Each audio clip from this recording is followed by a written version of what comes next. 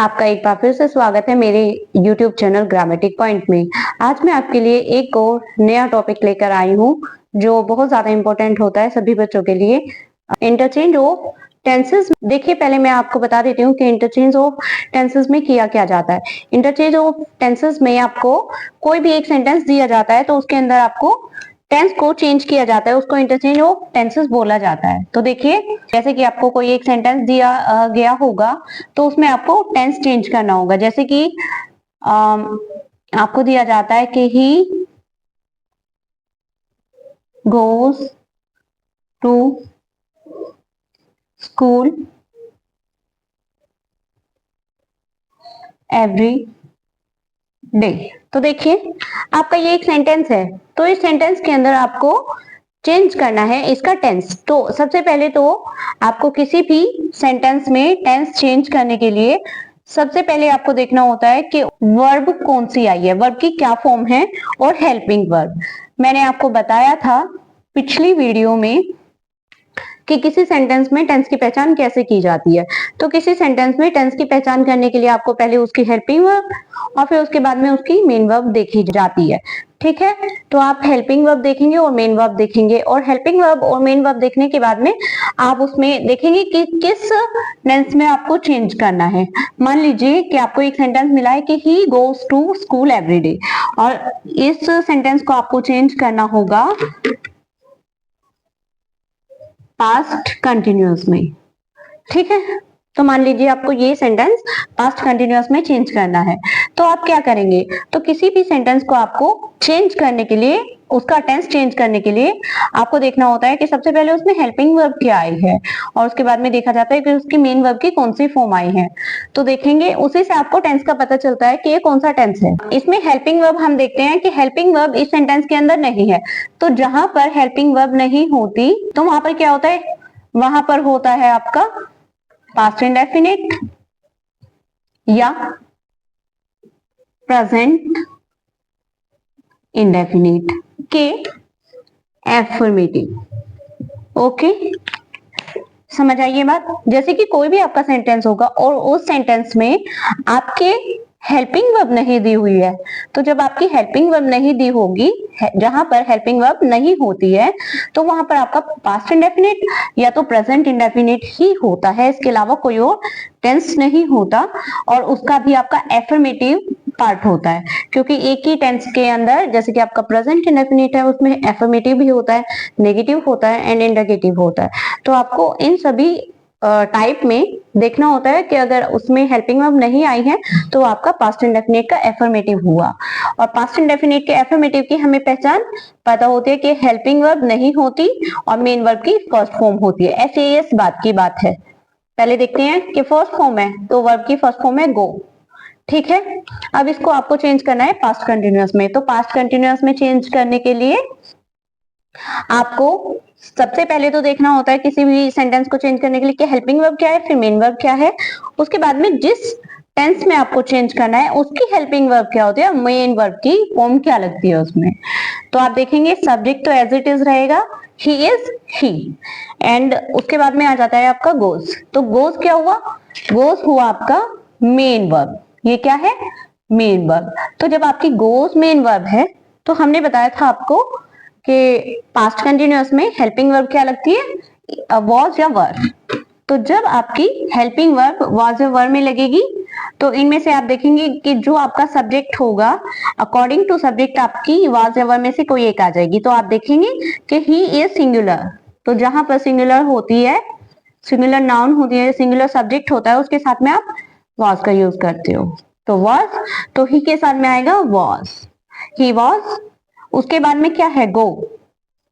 गो आपकी main verb हुई। अब मेन वर्ब के साथ में आपको क्या यूज करना है? जैसे कि आपकी हेल्पिंग वर्ब वॉज पर आती है, तो कंटिन्यूअस में क्या हो जाता है? वर्ब की first form plus ING. And आपको दोनों चीजों में चेंज करना होगा, तो जब दो चीजों में चेंज कर देंगे तो आपका टेंस खुद ब खुद ही चेंज हो जाएगा। तो was going to school every day. ठीक है, तो इसका टेंस चेंज हो गया। तो इस तरीके से आपको किसी भी सेंटेंस के अंदर टेंस को इंटरचेंज किया जा सकता है। तो ठीक है, इस टाइप से आप किसी भी सेंटेंस के अंदर टेंस बदल दीजिएगा। अब मैं आपको एक और सेंटेंस बता देती हूँ, जैसे जैसे they will be going to temple, वे मंदिर में जा रहे होंगे। तो जहां पर आपका ये सेंटेंस हुआ, अगर इस सेंटेंस में आपका टेंस चेंज करना होगा तो सबसे पहले आप हेल्पिंग वर्ब देखेंगे। हेल्पिंग वर्ब हम देखेंगे कि यहाँ पर तो हेल्पिंग वर्ब आई है एंड उसके साथ में आपकी मेन वर्ब भी आई है। तो हेल्पिंग वर्ब हमने देखी कि विल बी है, फ्यूचर कंटिन्यूअस की होती है। तो फ्यूचर कंटिन्यूअस की आपकी विल बी हेल्पिंग वर्ब हुई, और कंटिन्यूअस में मैंने आपको बता रखा है कि वर्ब की फर्स्ट फॉर्म के साथ में आईएनजी प्लस है, तो ये हुआ आपका फ्यूचर कंटिन्यूअस। अगर आपके कंटिन्यूअस टू कंटिन्यूअस है तो उनमें आपको हेल्पिंग वर्ब बदलनी होती है और मेन वर्ब की फॉर्म नहीं। तो जैसे कि अब आपका ये होगा दे, फ्यूचर कंटिन्यूअस था, प्रेजेंट कंटिन्यूअस में चेंज करना है तो दे, प्रेजेंट कंटिन्यूअस में आपकी हेल्पिंग वर्ब अब आपको देखनी होगी इज, आर या एम। ठीक है, तो इनमें से आप अकॉर्डिंग टू योर सब्जेक्ट यहाँ पर इन तीनों में से कोई एक हेल्पिंग वर्ब ऐड कर देंगे। तो हेल्पिंग वर्ब देखेंगे आप दे के साथ में, क्योंकि दे आपकी प्लूरल फॉर्म में है, तो जब ये प्लूरल है तो इसके साथ में आर आएगा। तो they are going to temple. ठीक है, तो इस तरीके से आप अपना कोई भी सेंटेंस में टेंस को आसानी से चेंज कर सकते हैं। तो पहले मैंने आपको टेंस चेंज करने सिखाया, मैं आपको सेंटेंस के अंदर ही चेंज करना सिखा देती हूँ। जैसे कि आपका कोई एक एफर्मेटिव सेंटेंस को एज डायरेक्टेड चेंज करने का मतलब है, जैसे कि कोई आपका एफर्मेटिव सेंटेंस है तो एफर्मेटिव को नेगेटिव में चेंज करना, नेगेटिव को एफर्मेटिव में चेंज करना, इंट्रोगेटिव को नेगेटिव में चेंज करना। या कि आपको एक सेंटेंस बता देती हूँ, जैसे ही टॉट मी इंग्लिश। तो आप जब भी किसी सेंटेंस को इंटरचेंज करते हैं, जब भी किसी सेंटेंस को चेंज करेंगे आप उसके नेगेटिव फॉर्म में या तो उसकी एफर्मेटिव फॉर्म में या तो उसकी इंटरगेटिव फॉर्म में, तो आप सबसे पहले देखेंगे कि उसमें हेल्पिंग वर्ब या मेन वर्ब क्या आई है। तो देखिए, जैसे कि हमको इसको नेगेटिव में चेंज करना है। ठीक है, तो नेगेटिव में चेंज करने के लिए सबसे पहले हमें इसे वर्ब देखनी होगी एंड हेल्पिंग वर्ब देखनी होगी। तो इस सेंटेंस में आपके हेल्पिंग वर्ब नहीं है, तो जहां पर हेल्पिंग वर्ब नहीं होती तो मेन वर्ब तो दी हुई होगी। तो जहां पर मेन वर्ब दी हुई है तो आपको मेन वर्ब की फॉर्म देखनी है, क्योंकि मैंने आपको कई बार बता दिया है कि जहां पर आपकी हेल्पिंग वर्ब नहीं होती है वहां पर आपका या तो प्रेजेंट इंडेफिनिट है, नहीं तो आपका पास्ट इंडेफिनिट है। तो देखिए, ये आपका पास्ट इंडेफिनिट है, क्यों? क्योंकि इसमें वर्ब की सेकेंड फॉर्म यूज हुई है, वर्ब की सेकेंड फॉर्म। ओके, तो देखिए टीच की सेकेंड फॉर्म होती है टॉट, तो ये टीच की सेकेंड फॉर्म है। तो जहां पर सेकेंड फॉर्म आती है एफर्मेटिव में, जहां पर सेकेंड फॉर्म आती है एफर्मेटिव में, तो वो हो जाता है आपका पास्ट इंडेफिनिट। ये आपका पास्ट इंडेफिनिट का एफर्मेटिव सेंटेंस हुआ। तो देखिए, इसको चेंज करने के लिए हम क्या करेंगे, तो सबसे पहले इसको नेगेटिव में चेंज करना है। तो आपका सब्जेक्ट तो एज इट इज आता है, तो सब्जेक्ट आपका लगेगा ही। तो हम सबसे पहले देखेंगे कि नेगेटिव में पास्ट इंडेफिनिट के नेगेटिव में आपकी हेल्पिंग वर्ब क्या यूज होती है, डिड, और उसके साथ में क्या यूज होता है आपका वर्ब की फर्स्ट फॉर्म। मैंने आपको इजीली बता दिया था कि इजीली आप कैसे समझ सकते हैं। तो देखिए, ही तो इसमें सब्जेक्ट है ही, तो सब्जेक्ट तो आपका एज इट इज लगेगा ही का ही, एंड आपका डिड कंपल्सरी है। और जब आपकी हेल्पिंग वर्ब होती है तो हेल्पिंग वर्ब के जस्ट आफ्टर आपका नोट यूज होता है, तो आपका नेगेटिव सेंटेंस चेंज हो जाता है। तो देखिए, he did note. Okay, he did note. Note हमेशा आपका हेल्पिंग वर्ब के बाद ही आएगा। ओके, तो हेल्पिंग वर्ब के बाद में आपका नोट आ गया है, और नोट के बाद में आपकी मेन वर्ब की फर्स्ट फॉर्म आएगी। तो मेन वर्ब क्या है आपकी, टीच, टॉट है, और टॉट की फर्स्ट फॉर्म क्या होती है, टीच। ठीक है, टीच, आगे as it is, me English. Okay, and मैं आपको सेकेंड टाइप का और बता देती हूँ, जैसे कि ये तो हुआ आपका जिसमें ओनली सिंगल वर्ड में आपकी हेल्पिंग वर्ब आती है। कुछ ऐसे होते हैं जिनमें आपकी डबल वर्ड्स में हेल्पिंग वर्ब आती है, जैसे कि आपका हुआ ही विल बी एंग्री। तो इसमें देखिए आप, हेल्पिंग वर्ब क्या है, विल एंड बी। तो आपको जब इसे नेगेटिव में चेंज करना होगा तो नेगेटिव में चेंज करने के लिए मैंने आपको बताया, तो जहां पर दो वर्ड में आपकी हेल्पिंग वर्ब आ जाती है, तो दो वर्ड में जहां पर हेल्पिंग वर्ब आ जाएगी वहां पर आपके फर्स्ट वर्ड के बाद ही नोट का यूज होगा। तो ही, तो यहां पर आपका नोट यूज होगा, he will note be angry. Okay, तो ये हुआ आपका नेगेटिव। समझ आई ये बात। एंड नेक्स्ट आपका, जहां पर आपके थ्री वर्ड्स में हेल्पिंग वर्ब होती है, सेम रूल फॉलो करेगा। जैसे कि आ जाता है आपका they will have been reading since morning, ये वाला सेंटेंस हुआ आपका। तो इसमें देखिए आपकी जो हेल्पिंग वर्ब है वो तीन वर्ड से मिलकर के बनी है।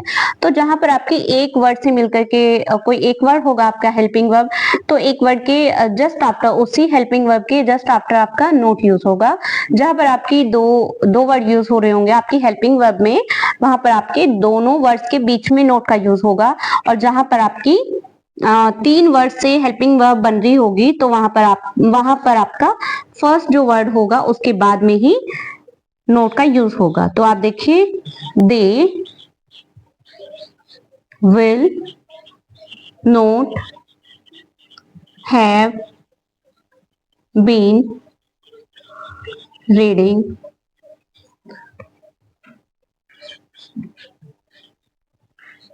Since morning. तो ठीक है, तो देखिए ये अगर आपका एफर्मेटिव है तो ये आपका नेगेटिव है, तो नेगेटिव में आप इस तरीके से चेंज कर सकते हैं।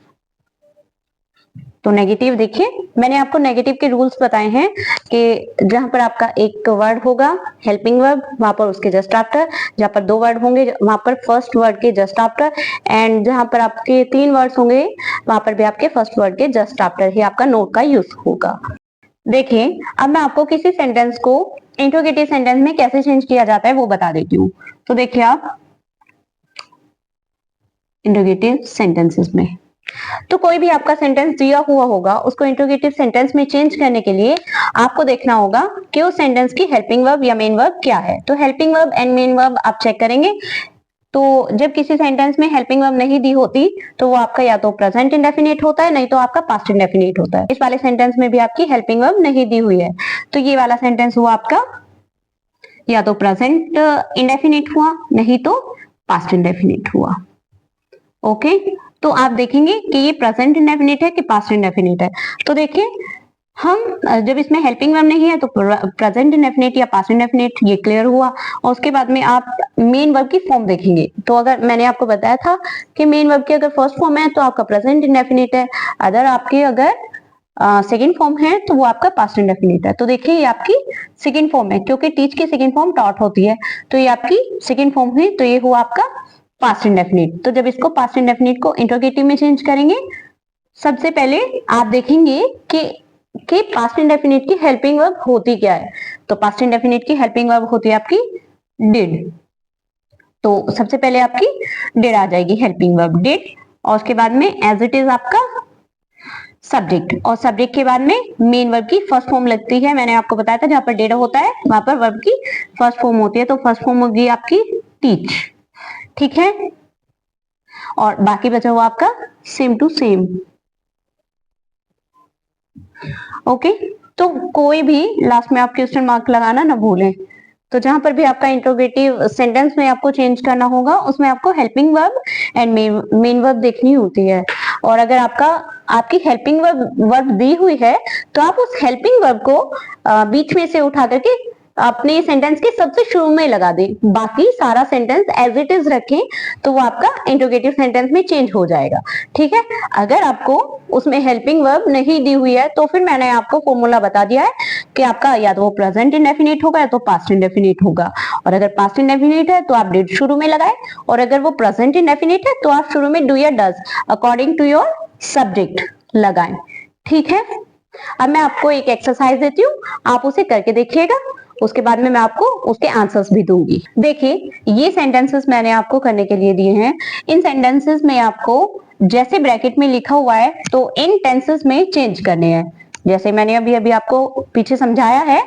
तो देखिए, फ्यूचर परफेक्ट है तो आपको इस सेंटेंस को फ्यूचर परफेक्ट में चेंज करना है। इस वाले सेंटेंस का टेंस आपको पास्ट इंडेफिनिट में चेंज करना है। तो as directed in within the brackets, तो आपको जो ब्रैकेट में दिए हुए हैं इनके अकॉर्डिंग आपको चेंज करने हैं। अब मैं आपको एक एक्सरसाइज और देती हूँ, जिस एक्सरसाइज में आपको नेगेटिव या इंटरगेटिव या एफर्मेटिव में आपको सेंटेंसेस को चेंज करना होगा।